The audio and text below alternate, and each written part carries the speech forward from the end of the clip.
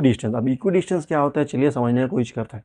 Equi distance मतलब क्या है, नाम से समझ में आ रहा, डिस्टेंस जिसका इक्वल है। ठीक है, मतलब किसका, आपका मेरा नहीं, आपका मेरा तो सब समय इक्वल ही होता है डिस्टेंस।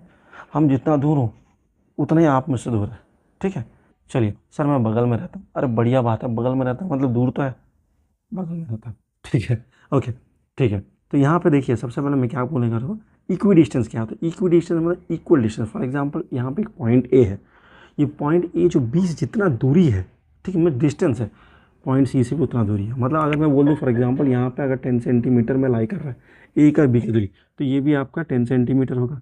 मतलब सर आप बोलने चाह रहे हैं ये जो डिस्टेंस और ये जो डिस्टेंस इक्वल होगा, मतलब आप बोलने चाह रहे हैं sir A B is equal to A C. हाँ बेटा, A B equal to A C. ठीक है, ये बोलना चाह रहा हूँ। ठीक है, ठीक है। और क्या सर बोलना चाह रहे हैं, मतलब यहाँ पे और डायग्राम, यहाँ पे देखिए ये जो एम जो पॉइंट है, ये जो एम जो ए से जितना दूरी है, बी से भी उतना दूरी है, सी से भी उतना दूरी है, डी से भी उतना। मतलब सर फिर से 10 ले लूँ, हाँ सर 10 ले लीजिए, 10 है, ये भी 10 है, ये भी 10 है, ये भी 10 है। मतलब A M equal to M B equal to M C equal to M D. ठीक है, सब इक्वल डिस्टेंस है, हाँ सर इक्वल, इसको बोलते हैं इक्वल डिस्टेंस। मतलब ये जो डिस्टेंस है, ये जो डिस्टेंस है, दोनों का इक्वल है।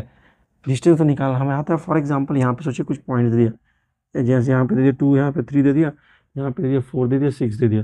तो ये जो डिस्टेंस निकालेंगे, ठीक है, ये जो डिस्टेंस निकालेंगे, यहाँ पे दे दिया 8 दे दिया, 3 दे दिया, तो ये जो डिस्टेंस निकालेंगे, हमने जो सीखा है बाय यूजिंग द कोऑर्डिनेट्स, उसका जो वैल्यू आएगा और ये दोनों का जो डिस्टेंस निकालेंगे उसका वैल्यू दोनों सेम आएगा। हाँ दोनों सेम आएगा, दोनों सेम आएगा, उसी का मतलब है इक्वी डिस्टेंस। समझ में आ गया? हाँ, we have clearly understood what do you mean by equidistance. Now we let us discuss some of the sums for the equidistance. So how the question can come and how to tackle with those questions. I'll make it very simple and very easy for you this. अभी हमारा next question यहाँ पे बोल रहा है, ठीक है, आप नंबर दे दीजिएगा। नंबर तो मैं भूल गया क्या नंबर था। ठीक है, ओके, यहाँ पे बोल रहा है आपको, ठीक है, find the point on Y axis. ठीक है, find the point on Y axis question lie कर रहा है। ठीक है, which is equidistant from 6,5 and -4,3। मतलब सर एक पॉइंट है जो वाई एक्सिस में लाई कर रहा है, ठीक है, इसलिए मैं बनाया आपको क्रॉस सिंबल। ठीक है, तो वाई एक्सिस मतलब ये तो वाई होता है, हाँ सर, ये प्लस वाला वाई होता है और ये माइनस वाला वाई होता है। फर्स्ट वीडियो में हमको समझ में आ गया, चलिए ठीक है।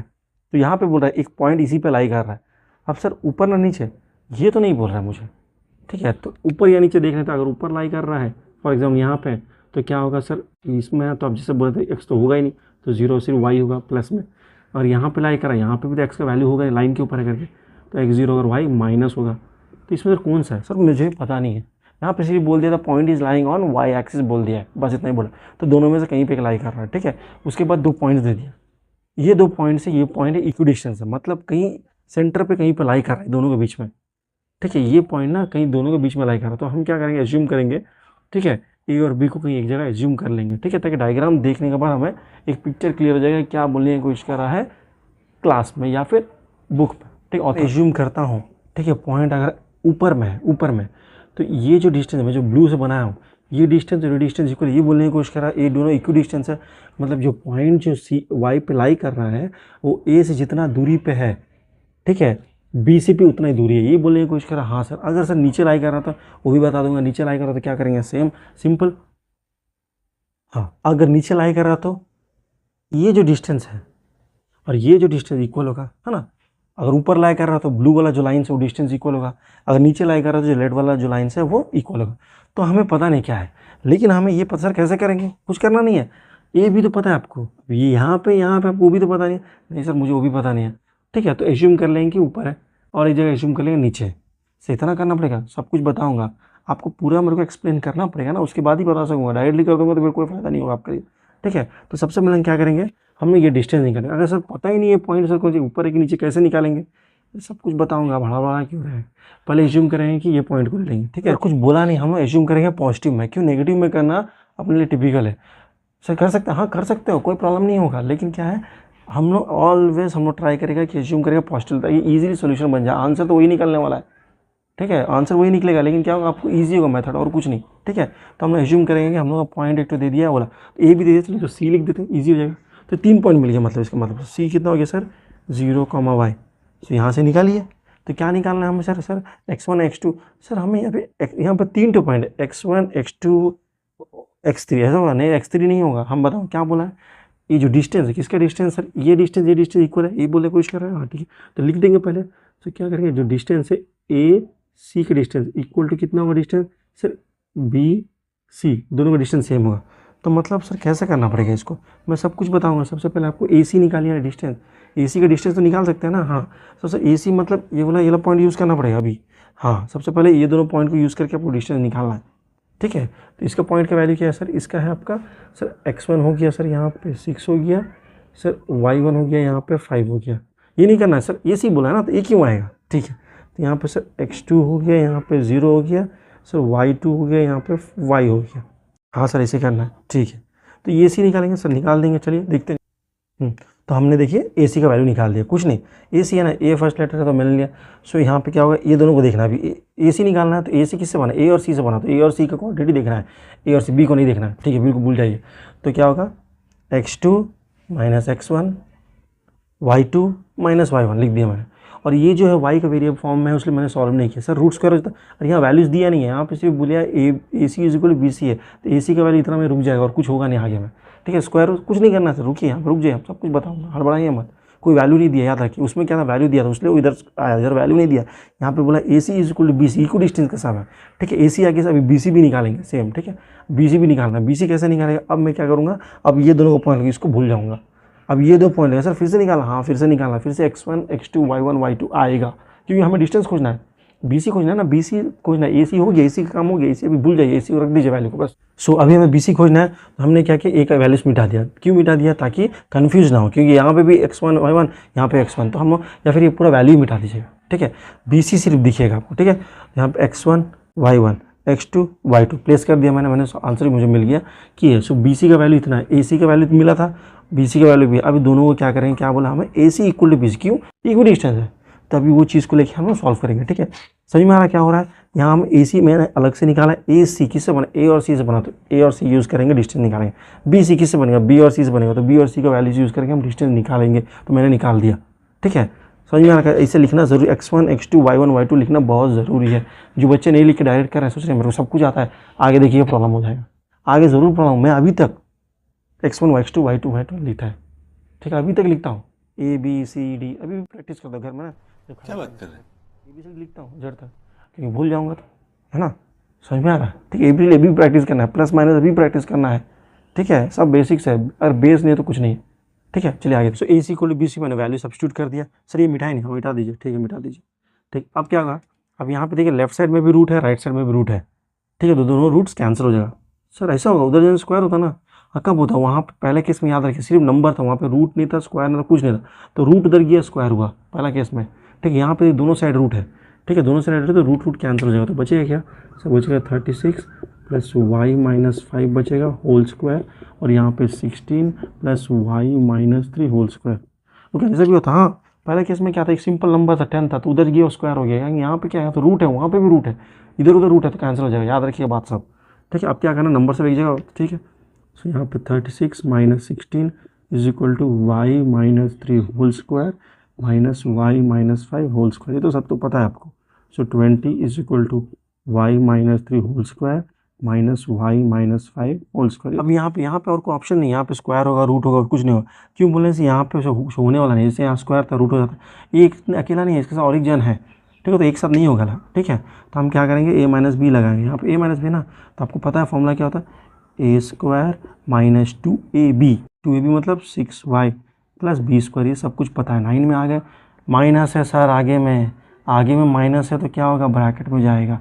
सो a square plus, sorry minus है ना, माइनस, हाँ, minus 2ab plus B square, ये आएगा, ठीक है। सर ब्रैकेट में क्यों, मैं जैसे बताऊँ, माइनस के बाद किसी नंबर्स के आगे अगर माइनस एक नंबर होता तो प्रॉब्लम नहीं है, एक से ज़्यादा होगा तो आपको ब्रैकेट में रखना, एक से ज़्यादा है तो इसलिए ब्रैकेट में रखना है। सॉल्व कर दिया मैंने, ठीक है। देखिए कैसे चेंज हो जाता है, ब्रैकेट में रखने के बाद क्या चेंजेस होता है, देखिए लिख दिया मैंने, ठीक है, लिख दिया मैंने, ठीक है। अभी minus plus minus y square हो जाएगा, माइनस माइनस प्लस 10y हो जाएगा, और माइनस प्लस माइनस 25 हो जाएगा। देखा, देखिए जो प्लस था माइनस हो गया, माइनस था प्लस हो गया, प्लस था माइनस हो गया। तो इसलिए मैं बोलता हूँ, अगर कोई नंबर, अगर कोई भी वैल्यू अगर माइनस में है, या फिर कोई भी नंबर के आगे माइनस में एक से ज़्यादा है, एक है तो कोई प्रॉब्लम नहीं है, ऐसे लिख दीजिए, एक से ज़्यादा अगर एग्जिस्ट करता है तो ब्रैकेट में रखिएगा ज़रूर, नहीं तो आंसर पूरा गलती। चलिए अब सॉल्व करते हैं। सर यहाँ पे plus y square minus y square और कुछ है सर? और कुछ नहीं सर, 20 का 20 आएगा और यहाँ पे -6y है और y का है सर वहाँ पे +10y है और सर यहाँ पे +9 है, वहाँ पे -25 है सर। सॉल्व कीजिए, नंबर सब एक जगह और y सब नंबर्स मैंने इस तरफ ला दिया तो हो गया 36 मेरा। अभी अरेंज कर लीजिएगा और 4y, सो y कितना हो जाएगा 9। सो यहाँ से मुझे पता चल रहा है कि जो पॉइंट है जो y एक्सिस में लाई कर रहा है वो है वैल्यू कितना है 0,9 था ना। c का वैल्यू क्या है 0, y का वैल्यू आ गया। सर ये तो बहुत बड़ा क्वेश्चन है, बहुत बड़ा नहीं बहुत छोटा क्वेश्चन है। पहली बार कर रहे हैं ना, आपको लग रहा है इसे, एक दो बार करिएगा देखिए। है सर ये कुछ नहीं सर, ये इतना इजी सर समझा रहे हैं। नहीं सर के साथ नहीं पढ़ना, हमें हार्ड समझाइए सर, हार्ड समझाऊंगा। अरे तो अभी स्टार्टिंग है, अभी तो बच्चा चलना शुरू किया है, फिर क्रॉल करेगा, फिर दौड़ेगा, फिर उसके बाद तो कहाँ मैराथन दौड़ने चल जाएंगे हम लोग। ठीक, चलो सब कुछ आ गया, अब तो मैराथन दौड़ना ही पड़ेगा। एग्जाम्स के लिए भी प्रिपेयर कर दूंगा, ठीक है। इस तरह से प्रिपेयर करूंगा बेसिक, ताकि जो बच्चा है कॉम्पिटिटिव एग्जाम के लिए प्रिपेयर कर रहा है, मुझे पता है कुछ बच्चे कॉम्पिटिटिव एग्जाम प्रिपेयर। कल ही मैं एक अपना सब्सक्राइबर से मिला था, एक स्टूडेंट से मिला था जो मेरा लेक्चर देखते हैं, ठीक है। वो बोल रहा है सर बढ़िया पढ़ा रहे हैं सर, बेसिक्स अच्छे से बता रहे हैं। मैं बोल रहा हूँ आप वीडियोस देखिएगा, बेसिक से बहुत अच्छा लगेगा। वो मेरा ख्याल से कॉम्पिटिटिव एग्जाम्स के लिए प्रिपेयर हो रहा है। मेरे ऑफिस का एक लड़का है, बड़ा हैंडसम लड़का है, ठीक है, बड़ा बेहतरीन लड़का है, करता है पढ़ता है। जो मेहनत करेगा उसको अच्छा लगेगा, जो देखता नहीं उसको अच्छा लगेगा नहीं, ठीक है। जिसको बेसिक सीखना है, जिसको सब कुछ पढ़ना है, ठीक है, वो ज़रूर देखेगा, ठीक है। हाँ मैं आपके बारे में बात कर रहा हूँ, आप देख रहे हैं वीडियो, मैं आपके बारे में बात कर रहा हूँ, ठीक है। तो चलिए समझ में आएगा, वाई का वैल्यू आ गया, मतलब वाई का क्या बोल रहे हैं यहाँ पे, तो सी का वैल्यू क्या हो गया 0,9 का वैल्यू है सी का वैल्यू, समझ में आ गया। ये है इक्वी डिस्टेंस के ऊपर एक सम, ठीक है। बड़ा इंपॉर्टेंट टॉपिक था इक्वी डिस्टेंस, मैंने एक्सप्लेन कर दिया कैसे करना है और बढ़िया सम है, बेहतरीन। अगर सर बोलेंगे sir if point is lying on x axis, तो कुछ नहीं होगा। यहाँ पे क्या होगा 0, यहाँ पे x,0 हो जाएगा, सिंपल उतना ही होगा। ये क्या बोल रहा है the point is lying on Y axis, तो y का वैल्यू है, x का वैल्यू नहीं है, 0 कर दिया मैंने, 0, अगर सेम चीज़ बोलता है, सेम क्वेश्चन है, सब वैल्यू सेम है। फॉर एग्जाम्पल अगर बोलता है यहाँ पे the point is lying on x axis, मतलब कि x पे लाई कर रहा है, y पे नहीं है, तो y का वैल्यू 0 होगा। तो यहाँ क्या हो जाएगा x,0, सेम इक्वेशन बनेगा, जहाँ जहाँ y है वहाँ x आ जाएगा, बस थोड़ा चेंजेस आएगा, फिर आप सम कर लेंगे। तो ऐसे कंफ्यूज करेगा, तो मैं उसको नहीं करा रहा हूँ फिर, क्योंकि सेम चीज़ है, टाइम वेस्ट भी होगा जब बहुत स्टूडेंट को समझ में आ भी है, ठीक है। तो यहाँ तो समझ में आ गया आपको, चलिए आगे बढ़ते हैं।